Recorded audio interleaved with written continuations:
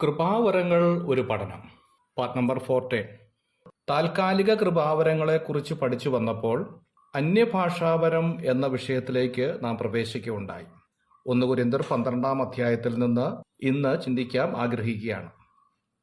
ആത്മവരങ്ങളെക്കുറിച്ച് അറിവില്ലാതിരിക്കരുത് എന്ന് പറഞ്ഞാണ് 12-ാം അധ്യായത്തിന്റെ ആരംഭഭാഗം തുടങ്ങുന്നത്. ഇവിടെ പറയുന്ന പലവിധ കൃപാവരങ്ങളിൽ ഒന്ന് മാത്രമാണ് അന്യഭാഷ എന്ന് ആദ്യം നാം ഓർത്തിരിക്കണം.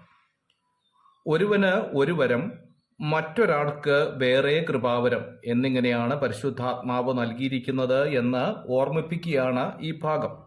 12-ാം അധ്യായത്തിന്റെ 8 മുതൽ 10 വരെയുള്ള വേദഭാഗം പഠിക്കുമ്പോൾ ഒരുവന് ജ്ഞാനത്തിന്റെ വചനവും, ഒരുവന് പരിജ്ഞാനത്തിന്റെ വചനം, വേറെ ഒരുവന് വിശ്വാസം, ഒരുവന് രോഗശാന്തിയുടെ വരം, ഒരുവന് വീര്യപ്രവൃത്തിയുടെ വരം, ഒരുവന് പ്രവചനം, ഒരുവന് ആത്മാക്കളുടെ വിവേചനം, ഒരുവന് ഭാഷാവരം, ഒരുവന് വ്യാഖ്യാനവരം. ഇതെല്ലാം പകർന്നു നൽകുന്നത് ഒരേ ആത്മാവ് തന്നെയാണ് എന്ന് ഓർപ്പിക്കുകയാണ്. ആത്മാവ് നൽകുന്ന വിവിധ വരങ്ങളിൽ ഒന്ന് മാത്രമാണ് ഭാഷാവരം എന്നുള്ളത്. ആയതിനാൽ ഭാഷാവരമില്ലാത്തവൻ ആത്മാവില്ലാത്തവനാണ് എന്ന് പറയുന്നത് ദൈവവചനത്തോട് നീതി പുലർത്തുന്നതല്ല എന്നുള്ളത് ആദ്യമേ ഓർത്തിരിക്കണം. മാത്രമല്ല, ഇന്ന് കാണുന്നതായിരിക്കുന്ന ഭാഷാവരം എന്ന പ്രയോഗത്തിൽ യേശു ദൈവമല്ല എന്ന് പഠിപ്പിക്കുന്ന യഹോവയുടെ സാക്ഷികളുടെ ഇടയിലും യേശുക്രിസ്തുവിനെ ദൈവമായി അംഗീകരിക്കാത്ത മറ്റ് മതസ്ഥരുടെ ഇടയിലും ഇതുപോലെയുള്ള ശബ്ദങ്ങളും കോലാഹലങ്ങളും കേൾക്കാൻ സാധിക്കുന്നുണ്ട് എന്നുള്ളത് ഓർത്തിരിക്കണം. അങ്ങനെയെങ്കിൽ അന്യഭാഷ ഇല്ലാത്തവൻ ആത്മാവില്ലാത്തവനാണ് എന്ന് വിധിക്കുന്നത് ദൈവവചനപ്രകാരമല്ല എന്ന കാര്യം ആരംഭമായി നാം ഓർത്തിരിക്കണം. 6-ാമത്തെ ഭാഗമായ 1 കൊരിന്ത്യർ 13-ാം അധ്യായത്തിലാണ് കൃപാവരങ്ങൾ താൽക്കാലികമാണ് എന്നും സഭയുടെ ശൈശവകാലത്ത് നൽകപ്പെട്ടതാണ് എന്നും വിവരിക്കുന്നത്. പൂർണ്ണമായത് വന്നാൽ അംശമായ കൃപാവരങ്ങൾ നിന്നും നീങ്ങിയും പോകുമെന്ന് ഈ ഭാഗത്താണ് വിവരിക്കുന്നത്.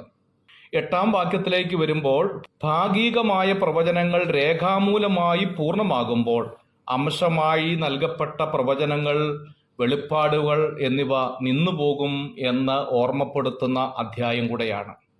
പൂർണ്ണമായത് വരുമ്പോൾ അംശമായത് നീങ്ങിപ്പോകുമെന്നാണ് 8-ാം വാക്യത്തിൽ രേഖപ്പെടുത്തിയിരിക്കുന്നത്. പൂർണ്ണമായത് എന്താണ് എന്നതിനെ സംബന്ധിച്ച് ചില തർക്കങ്ങൾ നമ്മളുടെ ഇടയിലുണ്ട്. 1-ാമത്തെ ഭാഗം പൂർണ്ണമായത് എന്നുള്ളത് ക്രിസ്തുവാണ് എന്ന് പഠിപ്പിക്കുന്നവരുണ്ട്. 2-ാമത് ദൈവവചനമാണ് എന്ന് പഠിപ്പിക്കുന്നവരുമുണ്ട്. 2-ാമത്തെ വാദമാണ് കൂടുതൽ ശരി എന്ന് ന്യായമായി വിശ്വസിക്കാം. കാരണം ക്രിസ്തുവിനെ അത് എന്ന പ്രയോഗത്തിലൂടെ തിരുവെഴുത്തിൽ എവിടെയും കാണുന്നില്ല എന്നുള്ളതാണ്. ആയതിനാൽ ക്രിസ്തുവാണ് എന്ന് പഠിപ്പിക്കുകയാണെങ്കിൽ പോലും ക്രിസ്തു വന്നതിന് ശേഷവും വിശ്വാസവും പ്രത്യാശയും നിലനിൽക്കും എന്ന് പഠിപ്പിക്കേണ്ടതായിട്ട് വരും. എന്താണ് പ്രത്യാശ? ക്രിസ്തു വരും എന്നുള്ളതാണല്ലോ. അങ്ങനെയെങ്കിൽ ക്രിസ്തു വന്നതിന് ശേഷവും പ്രത്യാശയുണ്ട് എന്ന് പറയുന്നതിൽ വിരോധാഭാസമുണ്ട് എന്നുള്ളത് ആദ്യമേ ഓർത്തിരിക്കണം. പൂർണ്ണമായത് വിശുദ്ധ ബൈബിളാണ് എന്നതിൽ തർക്കമില്ല. 19-ാം സങ്കീർത്തനത്തിന്റെ 7-ാം വാക്യത്തിൽ നാം വായിക്കുന്നു, യഹോവയുടെ ന്യായപ്രമാണം തികവുള്ളത്. തികവുള്ളത് എന്നതിന് പെർഫെക്റ്റ് എന്ന വാക്കാണ് ഉപയോഗിച്ചിരിക്കുന്നത്. പൂർണ്ണമായ ബൈബിൾ ഏതാണ്ട് AD 90 നിലവിൽ വന്നു.